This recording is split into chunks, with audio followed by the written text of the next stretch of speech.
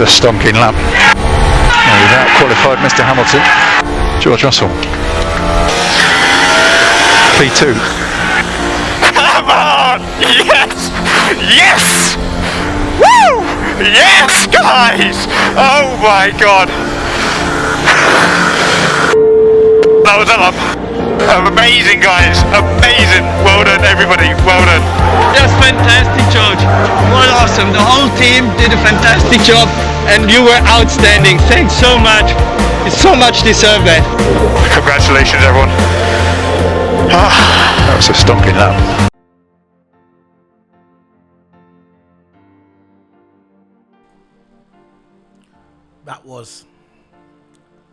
That was a stonking lap. What have I said all along? If you follow my channel, you follow me on Twitter, you follow me on Twitch, I've had a number of conversations with people on my social media. And the one thing I've always said, and it even goes back to the karting days, I said this very simple English. In the wet, everybody's equal. Everybody. You look over the history of Formula One. The history of Formula One. Going back to 1950 up to 2001. You look at qualifying in the wet. You look at race day in the wet. Same thing. The people that are usually at the back of the grid or middle of the grid have got a chance to get up in front. A perfect example today. George Russell in the Williams, second slowest car on the grid, maybe third slowest car on the grid. Up and coming team.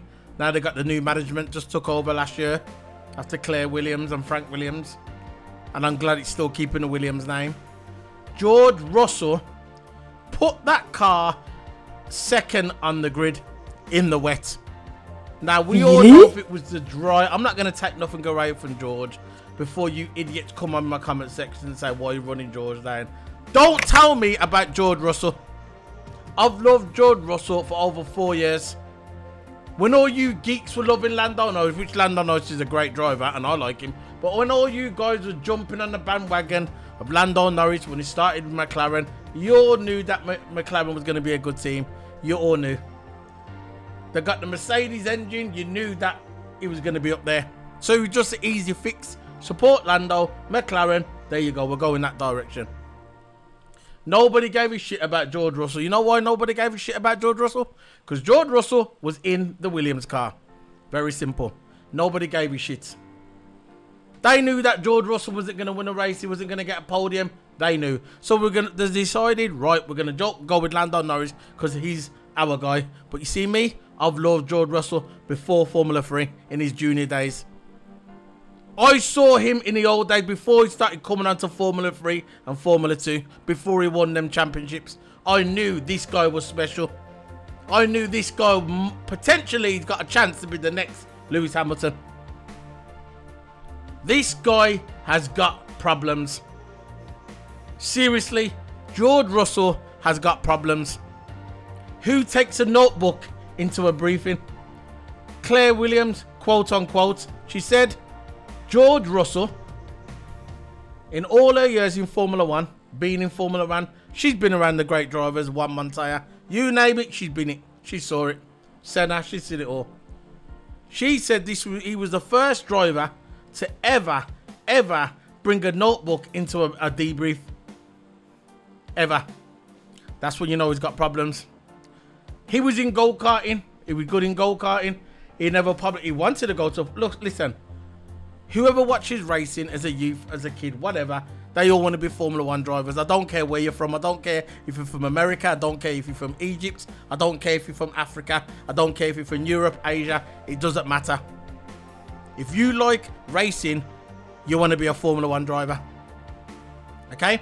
Now, this is guy, right? He comes into... He's in go-karting. He's doing good in go-karting. But he got to that glass ceiling where you need money, you need sponsorship, he was probably thinking at this age, you know what, I'm not going to get in there. He wanted to get in there, but deep down he probably think, you know what, it's going to be tough for me to get into Formula 1. It's going to be very tough for me to get into Formula 1. So he starts writing to Mercedes. He starts sending stuff of him, his profile. And then luck, pure luck, they pick him up. They must have saw his DVDs, his videos on his go-karting. They saw his story. They knew this guy had something. They knew this guy had passion. A bit like the Lewis Hamilton story. His dad was pushing him, similar story, similar paths. And all I will say, a man what comes from nothing, when he does make it, he appreciates it and he's more hungry. A person what comes from wealth, who got it all laid on the table, where the dad's a millionaire, guaranteed to get in Formula 1 because you got money, they're less passionate, in my opinion.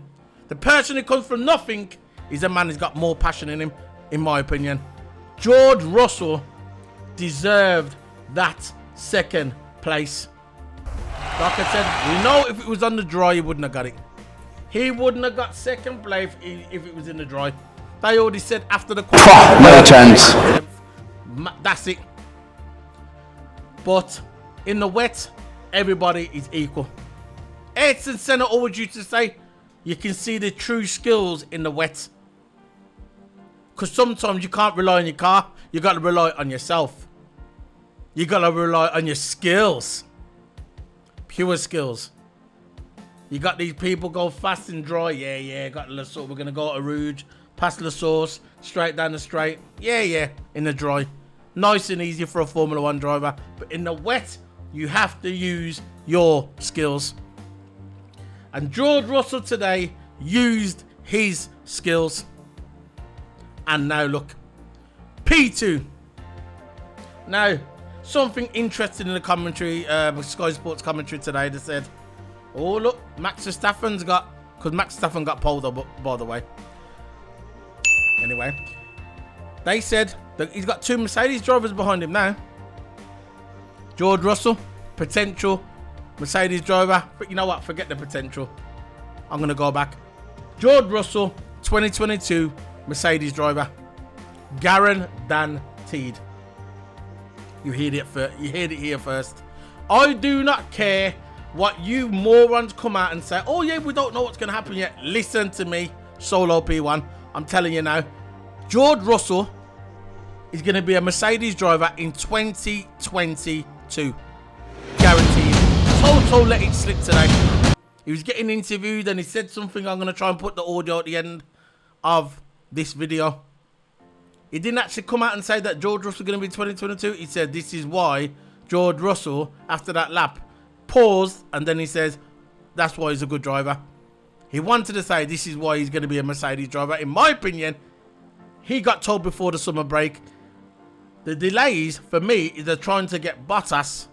They're trying to get Bottas at the seats at Alfa Romeo. Because I don't think Kimi's going to be there next year. Kimi was already hinting at the last Grand Prix in Hungary that, look, my kids are growing up. I want to spend more time with the kids. The kids are at this certain age now. I want to spend more time with them. Yeah. So that is basically an indication that Kimi's not going to be there next year. You know what? He doesn't need to be there next year. He's never going to win it. He's never going to win a race again. Let's face it. He's never going to win a race in that dog shit car. Even if it wasn't a dog shit car, look, he's not going to win it. His best days was at Ferrari. He had all his best results. McLaren, he done well. He could have won the title with McLaren. It never happened for him. That was in his early days. But his prime, his peak performance was when he was at Ferrari the first time, when he won the title in 2007. And that's just the way it is. Kimi Räikkönen, he's the second most. He's the most experienced driver. He's had the most races than any other driver in the history of Formula 1. And when he does quit, if Alonso carries on, which he's just got a new contract, Alonso will probably beat that record. But as we stand, he's the most experienced driver. Kimi has got nothing to prove. He has won a title. Not like Max Verstappen. Everyone's saying Max Verstappen and Lewis Hamilton's the greatest of all time. Today on the grid. I don't think so. When George Russell goes to Mercedes next year, when George Russell gets in that Mercedes seat, Then you're going to see people like, oh yeah, maybe it's George. It's going to change. In my opinion, Max Verstappen is not the best with Lewis. He is not the best. I don't care what anybody says. Win a title first. Win 2 titles. Win 1 or 2 titles. And in another 10 years time, then we can judge. You can't judge this stupid geek who has never won a world title before. Never. You're gonna just forget about Vettel. Oh yeah, by the way, Vettel won 4 world titles. Oh, we're gonna forget about Sebastian Vettel. He's won 4 world titles. Oh, we're gonna forget about Fangio. He won 5. Oh, we're gonna forget about all them. It's all about just Max Verstappen and Lewis Hamilton. You stupid fucking geeks who knows nothing about Formula 1. Nothing. It's all right just putting out names, getting caught up in a moment. Oh, Max Verstappen driving, getting caught up in a moment. But listen to me, you stupid ass geeks. If you study Formula 1 like I do, I'm a historian of Formula 1. There's nothing I don't know about Formula 1. Nothing. And it's not arrogance. It's just confidence. That's different. I'm not going to come at arrogant and all that. I'm not like that. I'm confident because I know facts. It's not just Googling it. I know. I study it. Read books. Yeah. Books, not look on your phone like some stupid ass geek Googling everything. Go and read a book. Maybe that information is going to sink more into your head. Go read a book instead of getting out your phone. Books are always better. But all I'm saying is, right, you can't forget about all the drivers, Fangio, Schumacher, even the geek Frenchman, the little Frenchman, Alan Frost, quoted by Niki Lauda. As I see it, yeah, Russell, everybody think, oh yeah, look, we all know Lewis Hamilton, couple more years on his contract, he wants to win the 8th world title, and then they'll probably sail off into the sunset. The Dutch think they've got a champion for the future. Nope. George Russell's going to have something to say about that.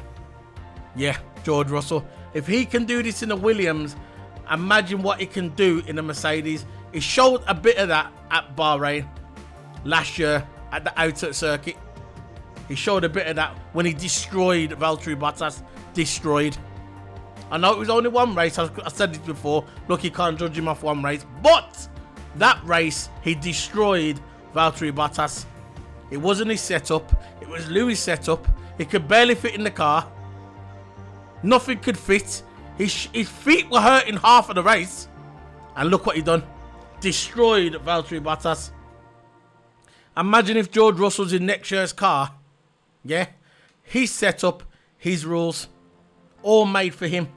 That car is already made for him. That car is on a silver platter waiting for George Russell. Right there. Right there. George Russell. Right there. 2022. George Russell in the Mercedes. Very simple. So, the man of the hour, the man of the day, George Russell. Listen. Rain, rain, rain. We're going to get the rain. Whatever, mate. Whatever. But what it boils down to, I prefer to have a wet race than a wet qualifying. I do not like wet qualifying. I never have, I never will. I always prefer, if you want to have a wet race, makes it interesting, mix it up, good. This is why quote from Murray Walker, wet race, this is fantastic. One of his famous quotes, he said, "This is wet race, this is fantastic." Wet race is always good. To me, qualifying in a wet, not good. Because all it does is just delay. The drivers can't get the rhythm. It makes it all delay. It's never the same, and it's just boring. Sitting there waiting for the rain to go, then you guys go back in again. At least with a wet race, it starts. If someone comes off, it gets stuck for a little bit. They have the safety car, then it continues. And if someone comes off, like Lando did today, I'm so happy that Lando's okay. I know he's gone to a hospital to have the standard checks, but I'm so happy that Lando's okay. Lando Norris is probably one of the most beloved F1 characters, F1 drivers in the history of F1. When I saw it, I was thinking, please let this guy be okay. He went into the side and he spun off where Antonio Huber died. And I was thinking to myself, please be okay, Lando. Please don't let another car come behind you spin and go into you. God forbid I was praying for him. And I'm so happy that he got out the car. See, and another thing before this happened, this is where Vettel, this is why I respect Vettel. Before qualifying got going again into Q3, he was saying, it's too wet, don't go out there. But what did the FIA do? Nah, we know best. We're not in the car, we're in a studio. We're in a little room, a little box room, drinking our Slurpee drinks. Probably watching porn on the computer in one of the screens on the left-hand side. And are sitting there watching, we know best. Vettel goes, too wet. They says, we know best. We know best. No better than the driver. The driver's out in the driver knows best. The driver knows best. He's out in the car. He can feel everything in the car. And he knows if it's too wet or not. But the FIA, the stewards, they think they know best. Yeah, go fuck yourself. Anyway, Vettel said, listen. Vettel says, do not go out on the track. It's too wet. And they didn't listen. And then we had the accident, unfortunate accident with Lando Norris. It's a shame. But he's okay. And that's a good thing. That's not a bad thing. That is a good thing. So, at the end, we had... you know what? At one time, you know what? If Norris wouldn't have got that... wouldn't have had that shunt, that spin, Norris could have won could have got pole. It was the fastest in Q2. He was showing form through practice. He was always there. He was on it this weekend. They had the car to do it for Lando Norris. He was on it. That's all that sim racing that he always plays, the oil racing. The years and years of sim racing is now coming into play. This is something that at the beginning of the season and last season, Lewis Hamilton didn't believe in. But as soon as his back was up against the wall and he saw Max Verstappen was gaining on him and passing him in the points, he decided, you know what, I'm going to go in the sim. The sim works. Adapt. Look, Lewis Hamilton always talks about adapting. Oh, I've got to adapt to the new style. The sim racing is the new generation. Alonso said it. Alonso said, I wish I had all that simulation when he started racing. You have to adapt with times. This is how you're moving to the new generation. You have to adapt with the new times, and sim racing is the new way forward. And that's why a lot of drivers have got the sim. Now, the way it finished at the end, we got Max Verstappen on pole, second place George Russell, and Lewis Hamilton third place. And that's the way it finished. I've told you how it went. Q1, nothing really happened because it was a wet race. It was stop, start. But the way it finished was Hamilton in third place, second George Russell, as you can see on the screen, and first place was Lando Norris. And that's the end of the review. Tomorrow we're going to have the race day review. I'm going to be putting on the qualifying highlights audio on my Twitch channel, so you can check out my Twitch channel for that. And I'll be doing the hopefully tomorrow, I'll be doing the race day review tomorrow, so check that out as well. So this is Solo P1 signing out. Thank you very much, guys. Bye.